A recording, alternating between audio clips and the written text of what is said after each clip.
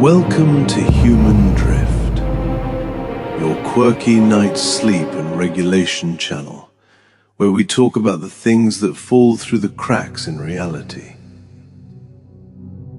The moments medicine doesn't quite know what to do with. The phenomena that appear in hospital records, in nursing notes, in the quiet observations of hospice workers, but rarely make it into textbooks. The things that happen when we're supposed to be disappearing. But instead, we return. Tonight, we talk about terminal lucidity. The inexplicable moment when someone who has been lost in confusion for weeks, for months, for years, suddenly becomes clear, becomes present, becomes unmistakably themselves, not because they're getting better, but because something else is happening, something we don't have adequate language for, something that challenges everything we think we know about consciousness, about the brain, about what it means to be here. This is a story about the people who return right before they leave, about the clarity that appears when it shouldn't be possible, about the moments that sit in our memories, like evidence of something we can't quite name. If you've witnessed this, you know that particular quality of presence, that unmistakable sense that the person you love, who seemed already gone, has come back, fully, clearly, to say what needs to be said, to see what needs to be seen, to be, one more time, exactly who they always were. And if you haven't witnessed it, if this is new to you, then consider this an invitation to consider the possibility that consciousness is stranger than we've been taught. That the relationship between brain and mind, between body and awareness, might be more mysterious, more beautiful, more hopeful than the stories we usually tell ourselves. Tonight we sit with this mystery, not to solve it, not to explain it away, but to feel it, to let it work on us, to let it soften something in how we think about endings. So settle into your pillow now, let your shoulders drop all the way down. Let your jaw release, teeth apart, tongue soft. Let your eyes close if they haven't already. This is a long journey tonight. There's nowhere you need to be, no one you need to be. Nothing you need to understand, just listening, just feeling, just being here. We're going to move slowly, we're going to pause often, we're going to let silence do some of the work. Because this story, like the phenomenon it describes, isn't about information, it's about presence, it's about the space between words, the space between breaths, the space where something impossible becomes possible. Take a deep breath in now. Hold it for just a moment.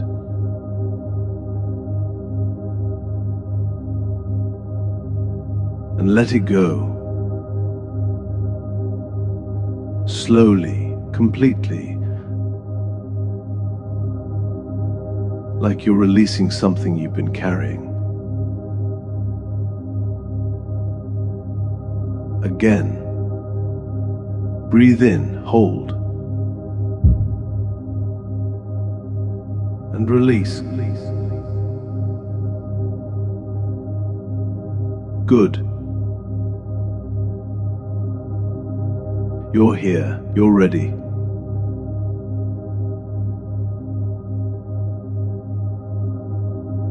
Let's begin. The waiting room.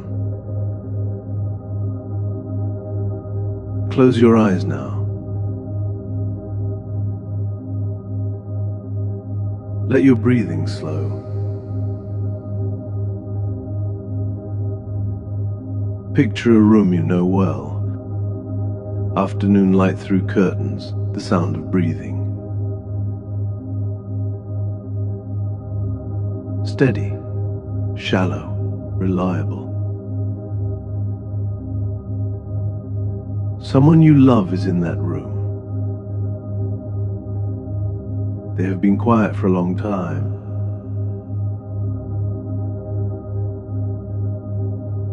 Not the quiet of rest, something deeper. Something that has settled in and stayed. Speech has thinned. Responses arrive slowly. Sometimes not at all. The room has learnt to wait. You sit beside the bed. Your hand near theirs, not always touching, just near.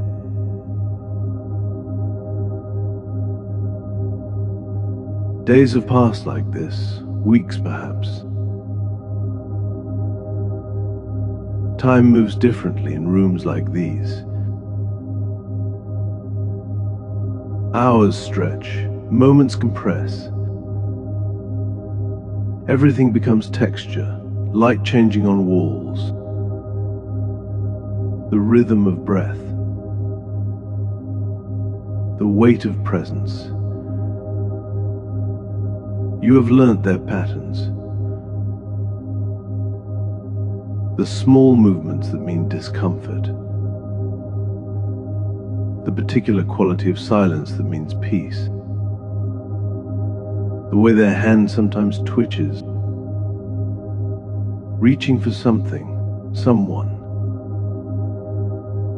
Some memory playing behind closed eyes.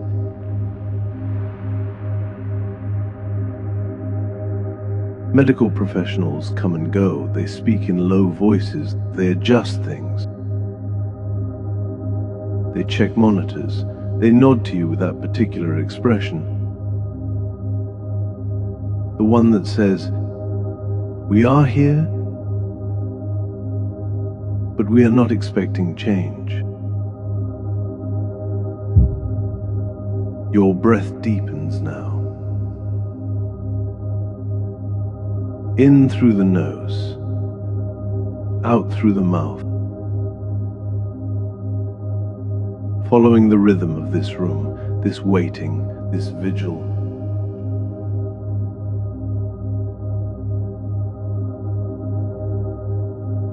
Silence and fragmentation. The person you're sitting with has been fading, not all at once, not dramatically,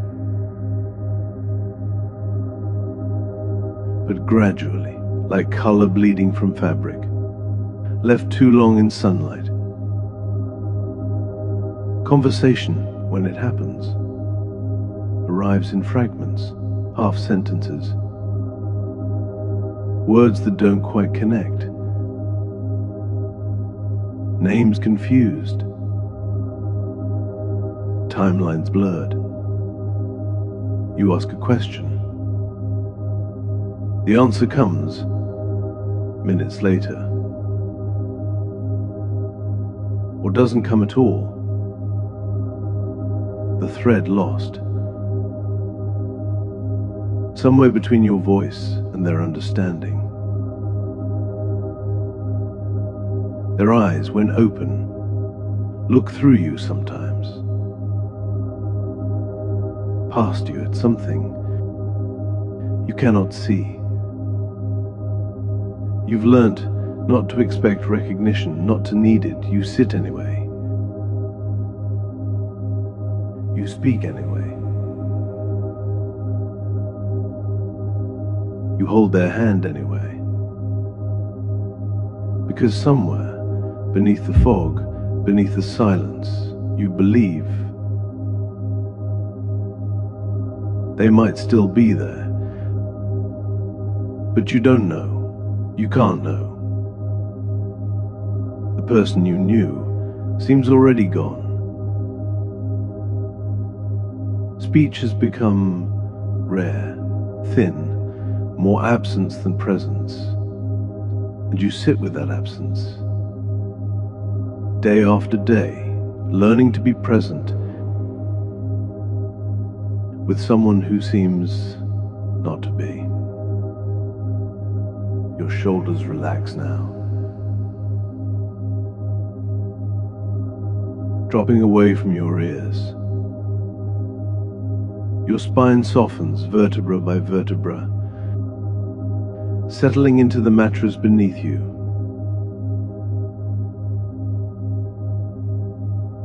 The return that shouldn't be possible. And then, without warning, without preamble, something shifts. Their eyes open. Not the clouded half opening you've grown accustomed to, but open, clear, present. They look at you, and they see you.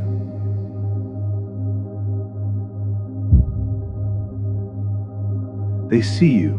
Your name comes out, your actual name pronounced correctly, with the emphasis they always used, with the particular tone that is theirs alone. I was wondering when you'd get here, but you've been here for hours, for days. They know this. And the smile that appears, slight, knowing, tells you they're making a joke, their joke, their sense of humor intact. They ask about something specific, that thing that happened at Christmas 3 years ago, that story about the neighbor's dog, that book you mentioned wanting to read, details. Precise details, pulled from memory like files from a cabinet that should be empty. For 5 minutes, for 10,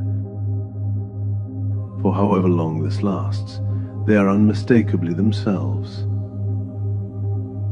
Not the person from last week.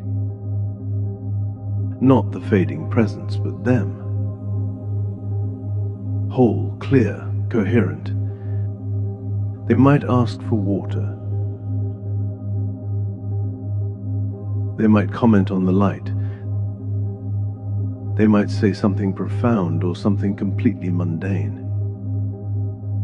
It doesn't matter. What matters is the clarity, the unmistakable return. Your breath slows even more now. Each exhale longer than the last. Your body learning to trust this rhythm.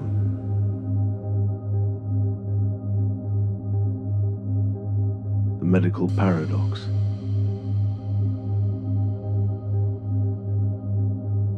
And here's what makes no sense. What violates everything we think we understand. Nothing physical has changed. The brain scan from this morning still shows the same damage. The tumor hasn't shrunk. The stroke hasn't healed. The plaques and tangles of Alzheimer's still there. Still strangling neurons. Still blocking pathways, the oxygen levels. Lower than yesterday. The blood pressure dropping. The organs shutting down, one by one. The body is failing more, not less, and yet consciousness returns.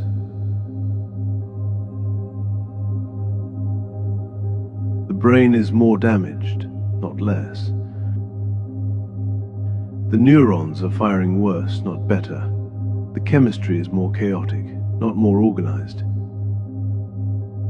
And yet, the person is more clear, more present, more themselves than they've been in years.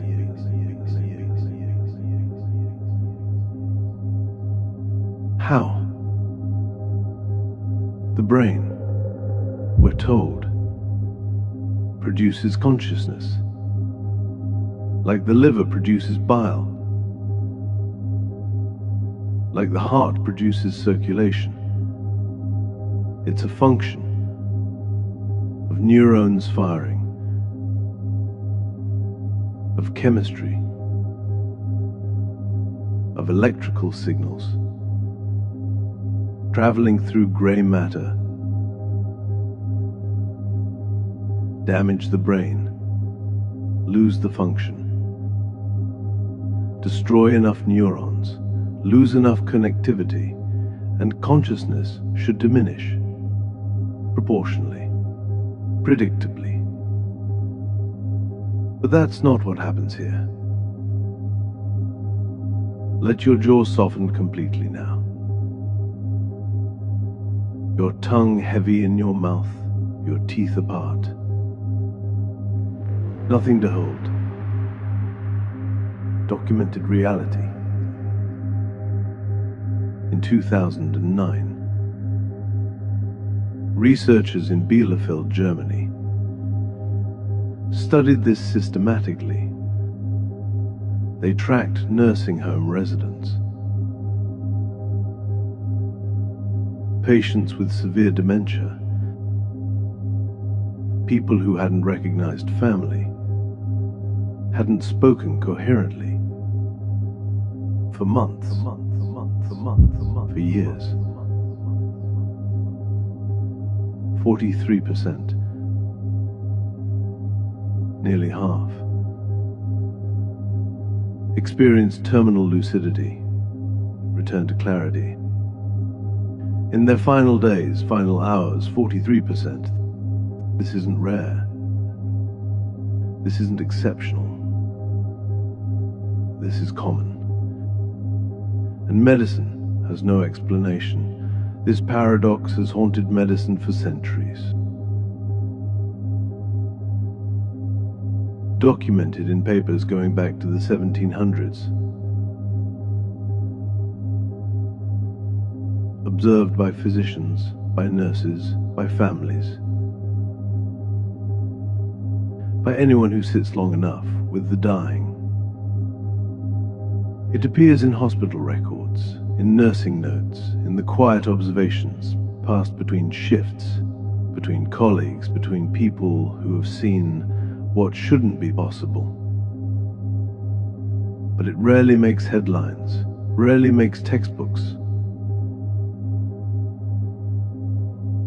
Because we don't have the framework to hold it. We have the observations, the documentation, the data. But we don't have the explanation. Your whole body sinks deeper now into the bed, into rest, into this moment.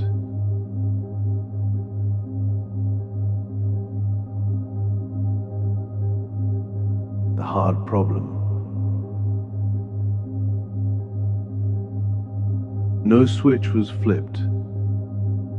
No medication was given, no procedure performed, no intervention made. The body continued failing. The systems continued shutting down. Nothing was added, nothing was repaired, yet presence returned.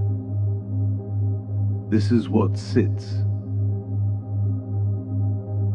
at the center of the mystery.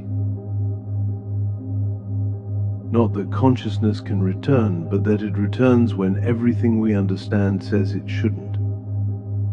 When the physical substrate is more damaged. When the machinery is more broken. When the systems are more compromised. Consciousness becomes clearer, no effort applied, no struggle visible, just this effortless arising, like a door opening from the inside, and through that door the person you thought you'd lost steps back through, briefly, clearly, to say, "I'm here, I've always been here." Then the door closes again, gently, completely. And they're gone. But in that moment, you saw, you knew, you witnessed something that doesn't fit into any model you were taught.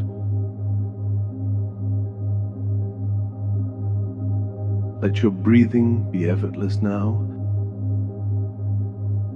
Let it happen by itself. Your body knows what to do.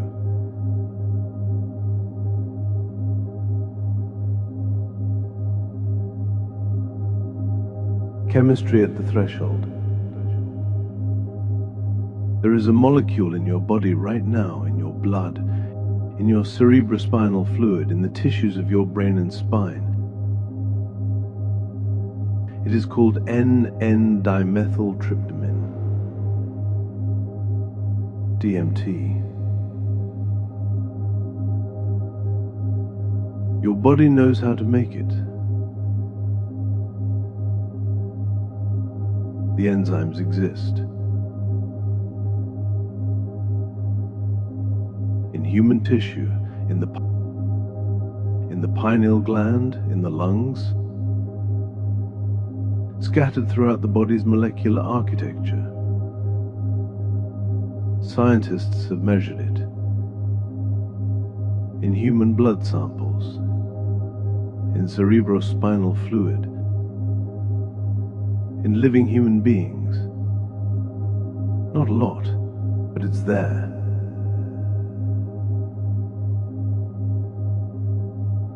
Circulating, present, part of the body's natural chemistry.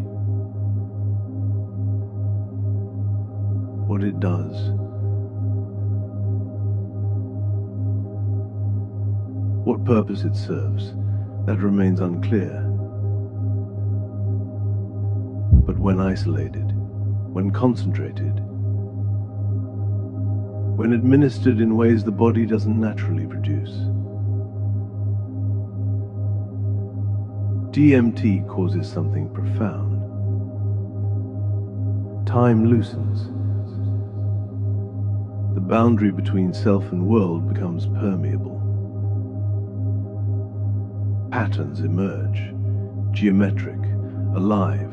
People report, meeting.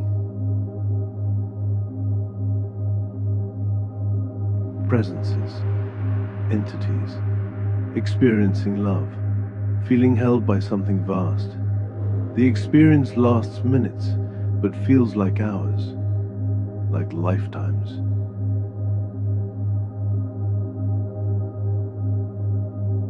Your eyelids are so heavy now.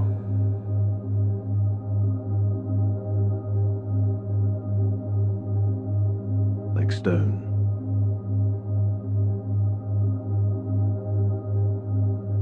Like they might never need to open again. DMT, near-death experience, and lucidity.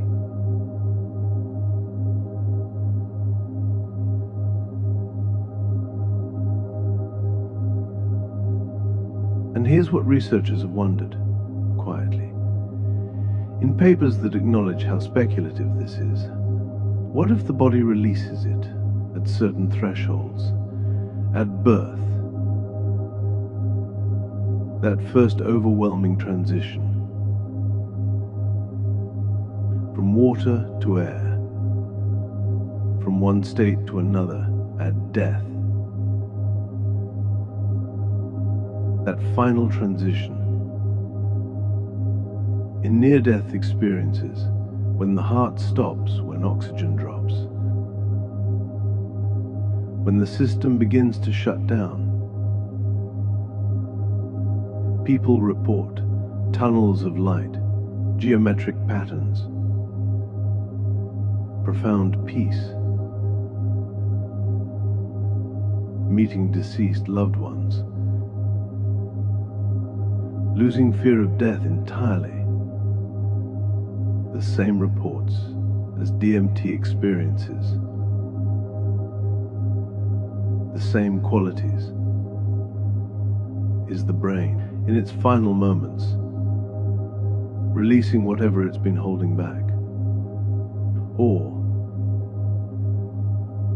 and this is where it spirals into questions that can't be answered, is it the opposite? What if clarity doesn't come from DMT flooding in,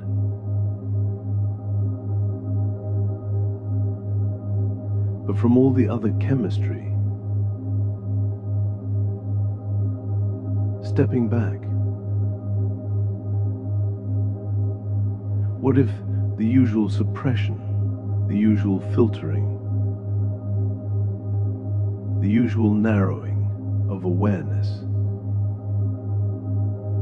simply stops, and what remains is not diminished consciousness,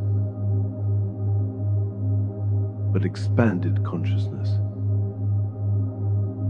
wider, clearer, more itself.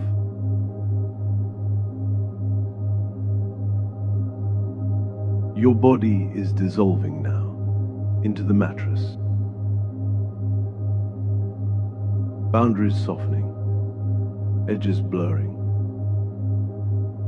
The reducing valve.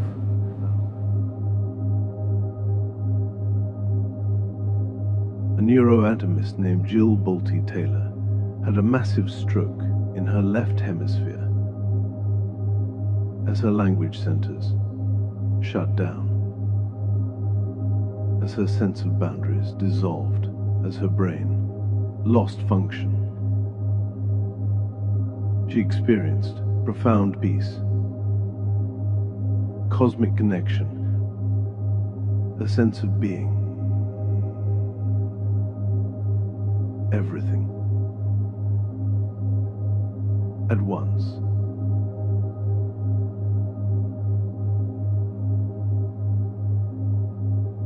Less brain, more consciousness. The same pattern as terminal lucidity. What if the brain is a reducing valve?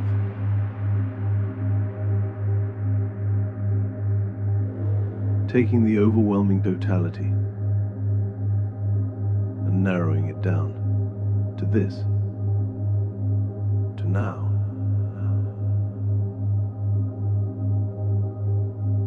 What if, when systems start failing, when the filters weaken, consciousness doesn't decrease, it expands. The brain in life keeps us narrow, focused, bounded, able to function in time, in space, as individuals. But at the threshold, when those constraints begin to lift, awareness widens. Not because something is added, but because something is removed. The gates open. The filters dissolve. And consciousness, freed from constraint, becomes what it always was. Vast, clear, whole. Your breath is barely there now. Like mist, like smoke. consciousness as field, here's an idea that sounds absurd until you sit with it. What if consciousness, awareness, experience isn't produced by complex systems, by brains, by neurons? What if it's fundamental, like mass, like charge, like spin, properties of matter that exist at the base level of reality? This is panpsychism, the philosophical position that consciousness, in some form, is everywhere.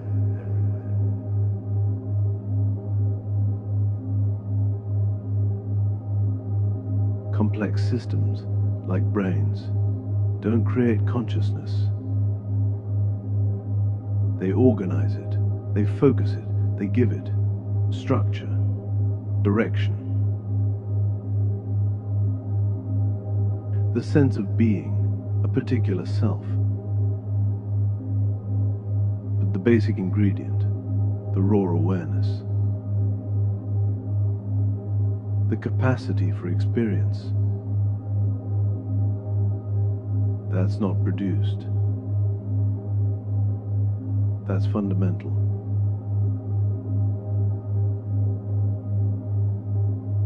Think of a forest. Trees, hundreds of them, standing separate above ground, but below. In the soil, something else, mycorrhizal networks, fungal threads, connecting root to root, tree to tree, creating a network of communication, of resource sharing. Above ground, they look separate, individual, distinct. Below, they're connected, communicating, part of something larger. What if consciousness works this way? We appear separate, individual, bounded by skin, by skull, by the sense of being, me. But underneath, something connects. All of it, a field, a substrate, a network of awareness. Brains are like trees. Above ground, localizing, focusing, creating. The sense of individual experience.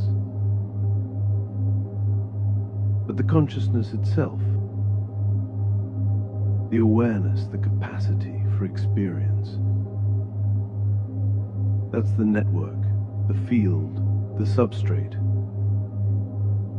And if that's true, if consciousness is fundamental, not produced, then damaging the brain doesn't destroy consciousness, it just disrupts the organization,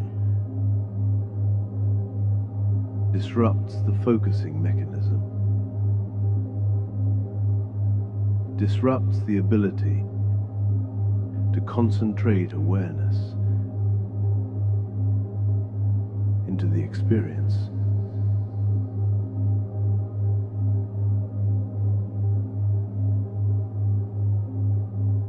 Of being a person.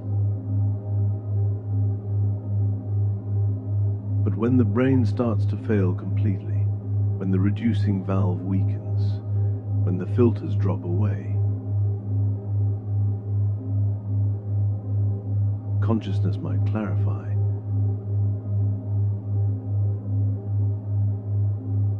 Not because it's being restored, but because it's being liberated.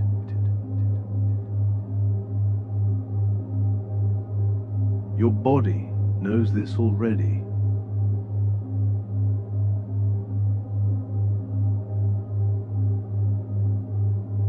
Your body is resting in this field.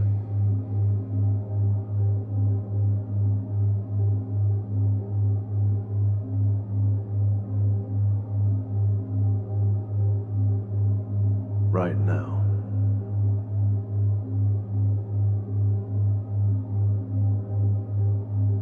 The room changes.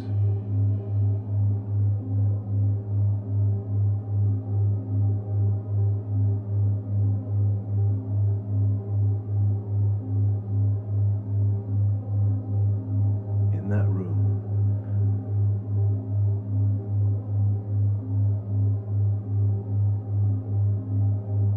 where someone you love becomes lucid, the room itself feels different.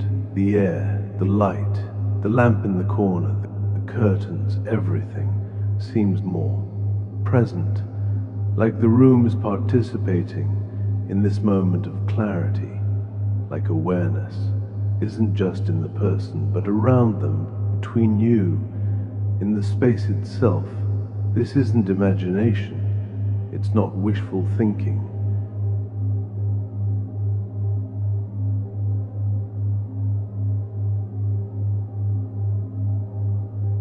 It's observation. The atmosphere changes, becomes organized, becomes aware.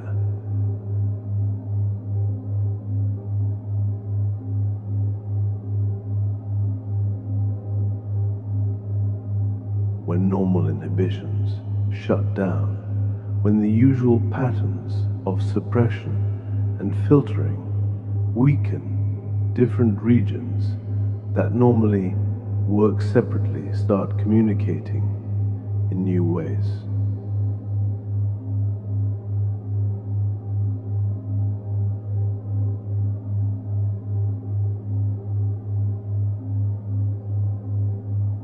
Integration might increase, more integration, more consciousness, right at the threshold of dissolution. The boundaries between self and world begin to soften, and consciousness doesn't diminish, it clarifies, it spreads.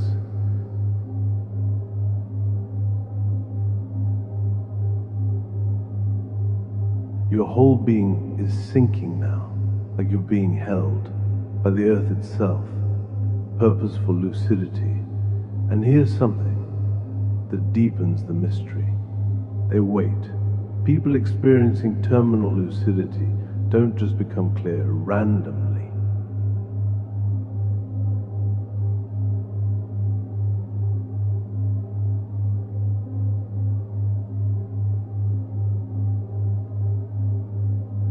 They become clear when someone is needed. A woman with severe dementia, non-verbal for years, suddenly lucid. 3 days before death, she waits for her youngest son.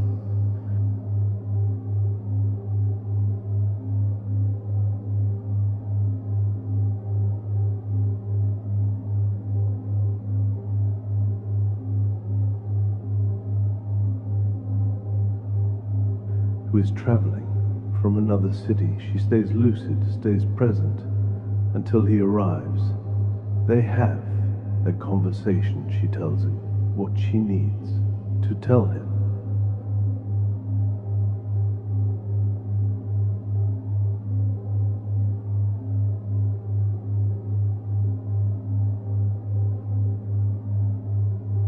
And then she slips back into silence and dies within hours peacefully.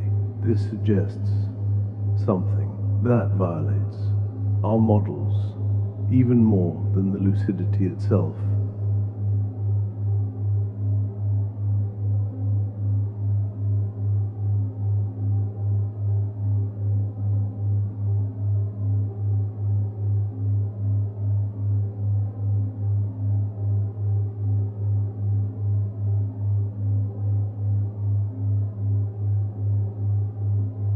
Agency, intention, choice. She wasn't just randomly lucid, she was lucid with purpose. She held on, she waited, she completed what needed completing.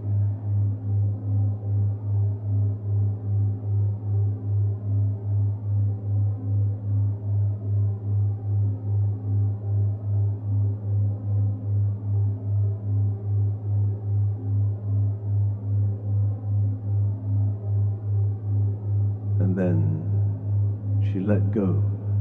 Cases like this fill medical journals going back centuries, different eras, different countries, different diagnostic frameworks, but the pattern remains the same: severe cognitive decline, years of absence.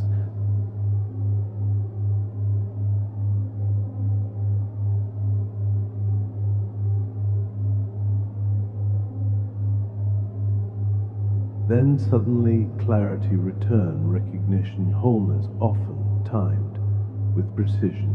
It's as if the person directs their own dissolution. Your breath is so gentle now, like a whisper, like a secret being kept.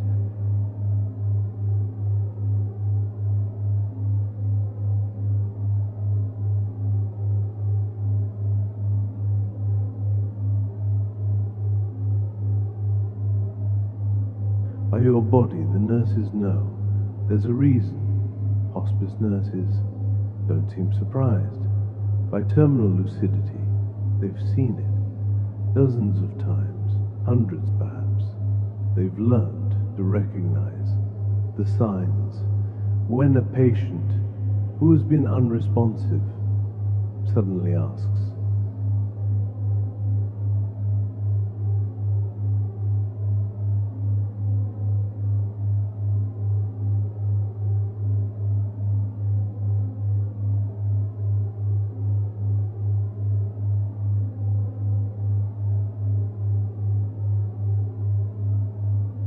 their favorite food, suddenly wants to sit up, suddenly starts talking clearly.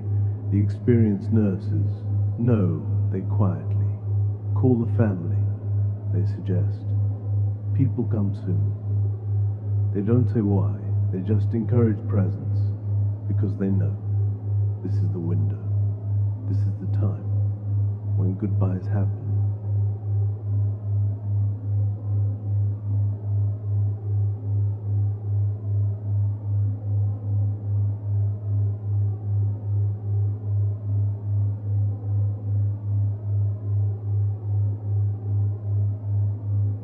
When last words are spoken, when hands are held, with full understanding on both sides, the nurses have witnessed. The teenager with brain cancer, non-verbal for weeks, who suddenly sits up, recites a poem she wrote in 3rd grade, asks her mother not to be sad, then lies back down and is gone. By morning, the elderly man with advanced Parkinson's, who hasn't walked in 3 years, who stands up without assistance, asks to dance with his wife. One last time, they sway together in that hospital room for 2 minutes. Then he sits, exhausted, peaceful, and passes. That night, stories like these live in break rooms, in nursing journals, in the quiet conversations between shifts, but they rarely make it into official records. How do you chart the impossible? How do you document what shouldn't be? The metrics don't capture it. The measurements miss it entirely. This is why terminal lucidity exists mostly in anecdote, in observation, in the lived experience of people who witness the impossible and then must find ways to hold it. Without explanation, let yourself drift deeper now, your body completely held by rest. Recognition. Here's what people report when they experience this return. It's not just person's clarity, that's remarkable. It's the quality of the connection. Something about that moment strips away all the usual distance, all the ordinary ways we protect ourselves from too much feeling. The person who returns sees you in a way that feels complete, like they're seeing, not just who you are right now, in this moment, but who you've always been, who you're becoming, the whole arc of you. And you see them the same way, not as the diminished person from last week, not as the sick body in the bed, but as themselves, essential, undamaged, whole. This mutual recognition is what people remember, long after, not necessarily the words that were said, though those matter, but the feeling of being fully seen, and fully seeing at the same time. Some families describe it as a gift, a final gift, the chance to say goodbye with both people fully present.